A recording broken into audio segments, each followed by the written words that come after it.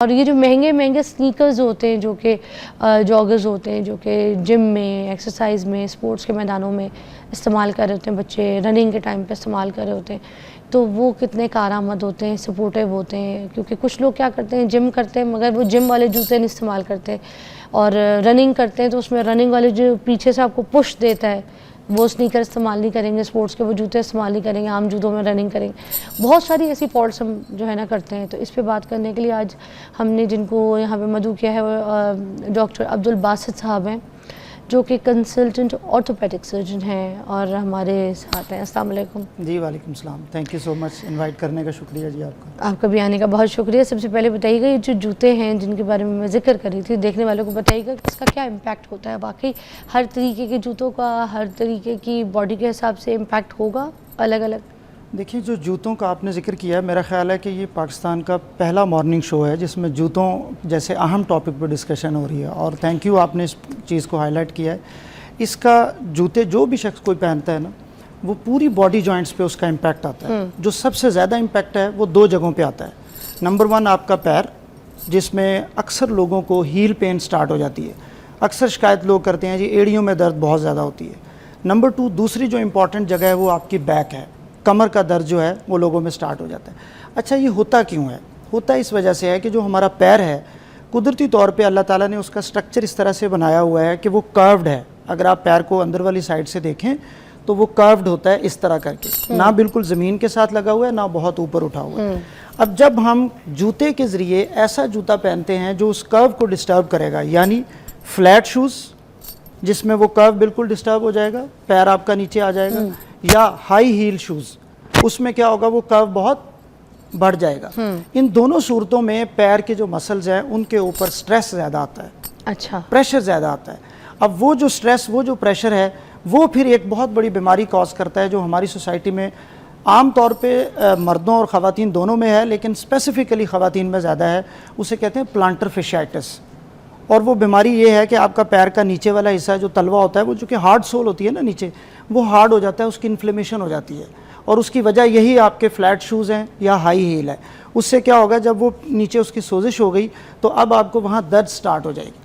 और भी रीज़न्स हैं इसकी, जो लोग लंबा अरसा खड़े रहते हैं या काम ज़्यादा करते हैं, रनिंग करते हैं, लेकिन उस दर्द के बाद फिर जो क्लासिकल सिम्टम होता है वो आपको ख़वातीन अक्सर बताएंगी, वो ये होता है कि जी रात उठने के बाद सुबह मेरा पैर जो है वो ज़मीन पे नहीं लगता, पैर ज़मीन पे रखा ही नहीं जाता। ये एक सबसे बड़ी अलामत होती है प्लांटर फिशाइटिस की। उसके पीछे वजह क्या है? आपके ख़राब जूते। और 80-90% ख़वातीन को जब कहा जाता है विद ड्यू रिस्पेक्ट, तो वो कहती हैं जी मैं तो ये जूता पहनती नहीं हूँ, मेरे तो जूते बहुत अच्छे हैं। लेकिन उसके पीछे सबसे बड़ी वजह ये है। और मर्दों में एक जूता बड़ा हमारे इस्तेमाल होता है गाँव देहातों में, खुस्सा जो है, लोग उसको रूटीन में बुजुर्ग जो है वो हमारे पहन रहे होते हैं, वो बिल्कुल नीचे से फ्लैट है। और वो एक गत्ते का सोल होता है देखा जाए तो। हाँ, वो बिल्कुल नीचे से वो सोल, चूंकि वो फ्लैट है ना, उसका प्रॉब्लम ये है। अच्छा, उसको कीलें भी अंदर उसमें होती हैं, छोटी छोटी कील्स भी लगी हुई होती हैं, जो अगर वो ज्यादा रगड़ जाए तो साइडों पे लगना भी शुरू हो जाती है। वो तो एक अलग चीज है ना, लेकिन जो उसका स्ट्रक्चर खराब कर देता है वो पैर का। अब उस प्रेशर की वजह से आपका पाँव जो है वो अंडर स्ट्रेस है, उसके मसल जो है वो अंडर स्ट्रेस है, वहीं से उसकी पेन स्टार्ट हो जाती है। और फिर ये एक प्लांटर फिशाइटिस जैसा ऐसा मर्ज जो कि लोगों का रहता है और फिर लंबा अरसा चलता रहता है। दूसरा बड़ा इम्पैक्ट जो आता है वो आपकी बैक पे है। जब आप हाई हील पहनेंगे तो आपका पूरा पोस्चर डिस्टर्ब हो जाएगा, और आपकी जो कमर है, अब उसमें भी उसकी जो स्ट्रक्चर है उसको समझना ज़्यादा ज़रूरी है। कुदरत ने जो कमर के मोरे हैं और जो उसके साथ मसल्स हैं उनको इस खूबसूरती से डिज़ाइन किया है कि वो अंदर की तरफ कर्व्ड हैं। आप देखें बाज़ चेयर्स होती हैं उस पर हम बैठते हैं तो अंदर की तरफ कर्व्ड होती हैं पीछे से।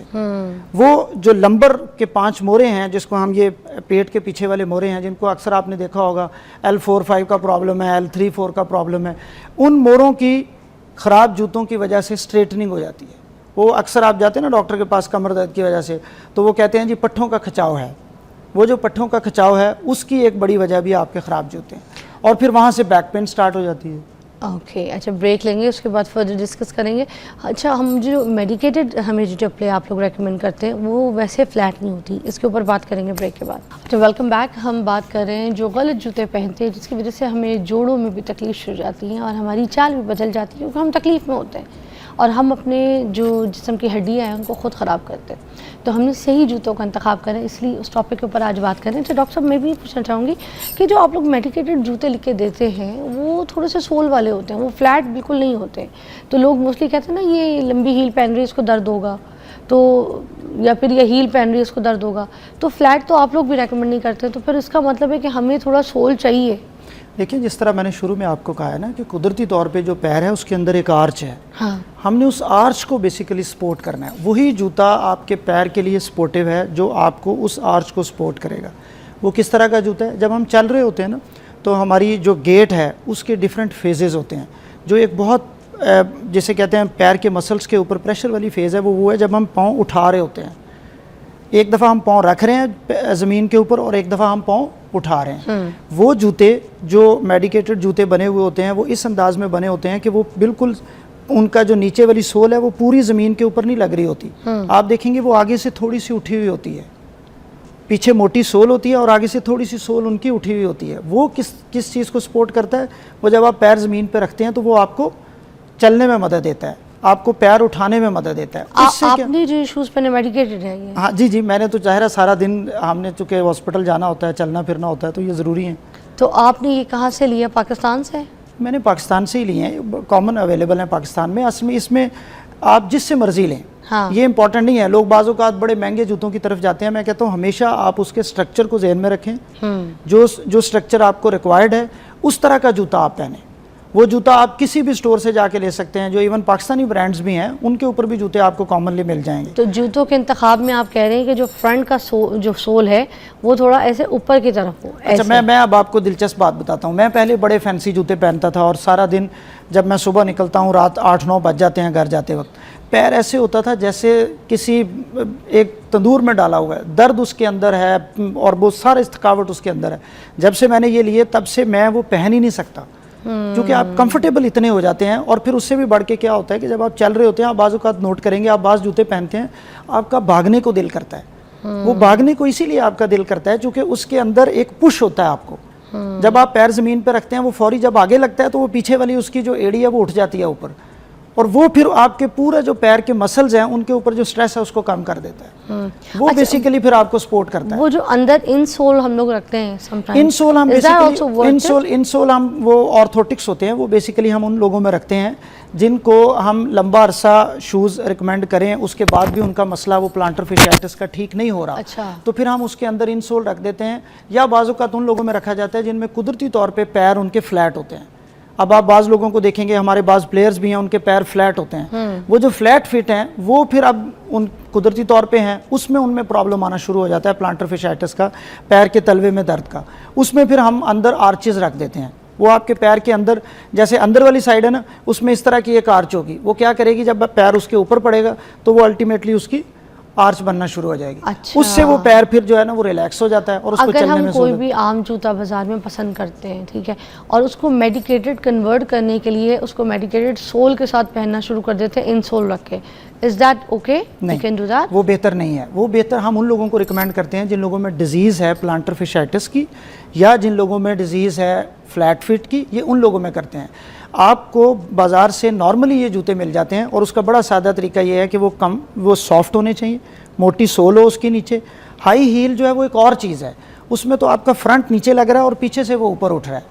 वो क्या करेगा, वो बैक पेन करेगा आपकी। ये जो जूता है वो नीचे से सॉफ्ट होगा और फ्रंट से थोड़ा सा उठा हुआ हो, वो आपको फिर चलने फिरने में और सारे कामकाज में बड़ी सहूलत दे देता है। और फिर आपको पैर की दर्द भी नहीं होगी, आपको कमर की दर्द भी बहुत हद तक उससे रिलीफ मिल जाता है।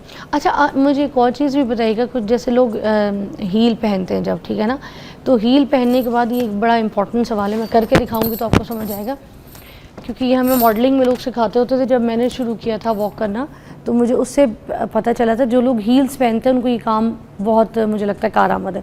कि जब हम हील पहन के चल रहे हैं तो ऑलरेडी हमारा सोल जो है, पैर दिखाएगा, ऑलरेडी हमारा सोल जो है वो नीचे से नीचा होता है, पीछे से ऊपर होता है, ठीक है। कुछ और हाई हील भी होती है। तो जो लोग, लड़कियां गलती करती हैं वो ये करती हैं कि पैर को यूँ उठा कर चलती हैं। जब यूँ चलती है ना तो एक ज़ोर पड़ता है इस मसल को भी, जो कि वो रिलैक्स नहीं रहते। जब आप इस तरह की सैंडल्स पहने तो पैर को उठा के एज को पहले रखें, फिर हील को पीछे रखें, पहले ये रखें फिर हील को रखें, ये पीछे से पुश ना किया करें, तो आपको ये जगह में स्ट्रेस नहीं आएगा, यहाँ पे मसल्स तंग नहीं करेंगे। ये भी एक बड़ा इंपॉर्टेंट पॉइंट था। तो ये इस तरह की जो हील होती हैं, जो लड़कियाँ मोस्टली आपको पता है हर जगह पहनती, अगर कोई पहन रहा है शादी के फंक्शन में कपड़ों के साथ, तो कितनी कितनी देर तक कैरी कर सकता है। आपको पता है अच्छे जोड़ों के साथ हील ना पहने तो खूबसूरत नहीं लगता।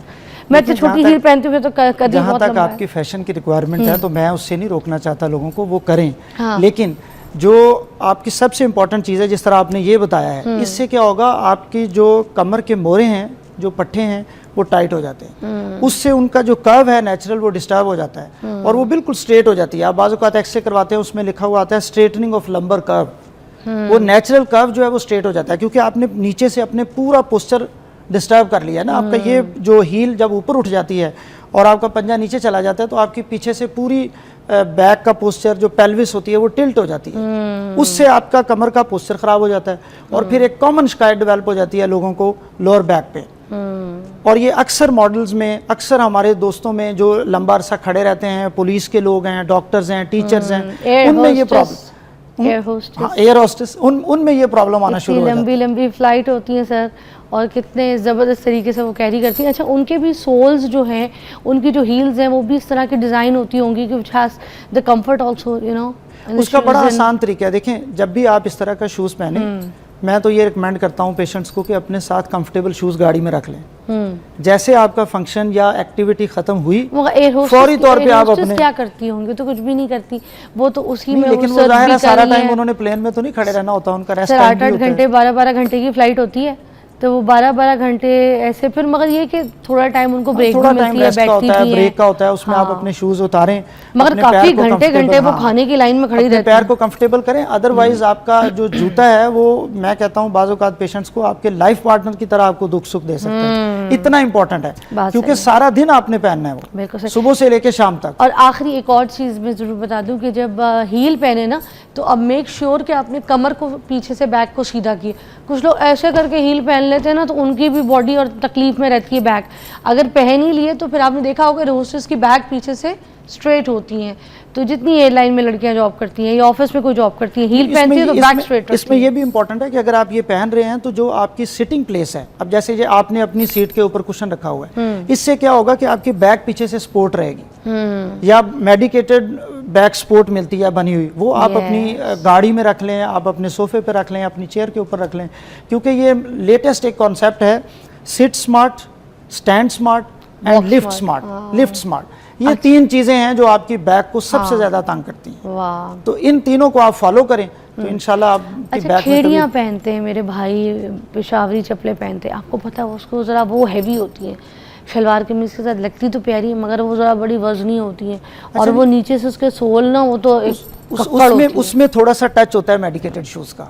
आप देखिए वो खेड़ी जो है ना, वो पीछे से उसकी हील मोटी होती है और आगे से जो उसका पंजे वाली साइड है वो थोड़ी पतली होती है। अच्छा, वो आपके पैर को सपोर्ट देती है। भले वेट है, भारी है, मगर नहीं, वेट तो एक और चीज है ना, लेकिन उसके अंदर थोड़ा सा टच होता है इस तरह का कि आपको चलने में वो सपोर्ट कर रही होती है। अच्छा, उसमें फ्लैट वाली आप ना लें, एक होती है जिसके नीचे रबड़ का सोल होता है। हाँ, पीछे से मोटी है, आगे से थोड़ी सी वो खेड़ियाँ सही हैं। वो चल जाती है, वो आपके पैर को इतना स्ट्रेस नहीं देती जितना वो फ्लैट वाली देती है।